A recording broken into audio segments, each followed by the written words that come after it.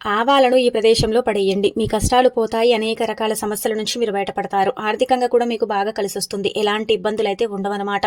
ఆవాలు అతీత శక్తివంతమైనవి కాబట్టి ఆవాలతో చేసుకునే పరిహారాలన్నీ కూడండి మనకు చక్కగా ఫలిస్తాయి. ఎలాంటి సమస్యలనేవి లేకుండా చేయటానికి ఆవాల పరిహారం అనేది ఉపయోగపడుతుంది. అయితే మంగళవారం పూట ఏంటంటే గుర్తుపెట్టుకోండి, ఒక స్పూన్ అన్ని ఆవాలు తీసుకోండి. ఆవాలు మంచి కోసం మాత్రమే ఉపయోగిస్తారు. అంటే చెడుని తీసేయటానికి మంచి కోసం ఉపయోగిస్తారనమాట. ఆవాల్లో ఏంటంటే గనక అతేంద్రియ శక్తులు ఉంటాయి.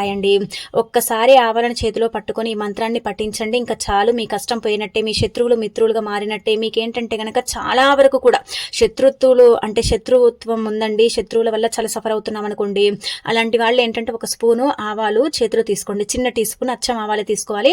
కుడి చేతిలో కానీ ఎడమ చేతిలో కానీ పట్టుకొని ఏంటంటే గనక ఓం ఫట్ స్వాహ అనుకోని ఏంటంటే గనక మీ తల చుట్టూ 3 సార్లు తిప్పి శత్రువులు అంటే నాశనం అయిపోవాలని ఆవాలను ఏంటంటే గనక బయట కొంచెం దూరంగా పడేయండి. అలా పడేస్తే చాలండి, శత్రువులు మిత్రులుగా మారిపోతారు.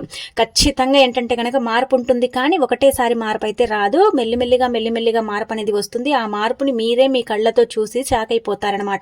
ఇలా ఏంటంటే ఈ మంత్రానికి అంతటి శక్తి ఉంటుంది. ఆవాలను మనం పడేస్తున్నాం కాబట్టి ఇంకా మనకు అద్భుతమైన ఫలితం అనేది వస్తుందని పురాణ గ్రంథాల్లో చెప్పబడుతుంది. కావున ఏంటంటే గనక ఎప్పుడైనా దీన్ని ప్రయత్నించవచ్చు. ఇదే రోజు చెయ్యండి, అదే రోజు చెయ్యండి, ఇదే సమయానికి చేసుకోండి అని సమయం సందర్భం అంటూ ఏమీ లేదు. తిదివార నక్షత్రం అంటూ ఏమీ లేదు. ఆహార నియమాలు కూడా ఏమీ లేదు. ఒంటి స్నానం చేసుకున్నామా, ఆవాలు తీసుకున్నామా, పరిహారం చేసుకున్నామా, శత్రువులని మిత్రులుగా మార్చుకున్నామా, లేదంటే శత్రువులని మనం దూరం చేసుకున్నామా, అంతేనండి ఇంకా.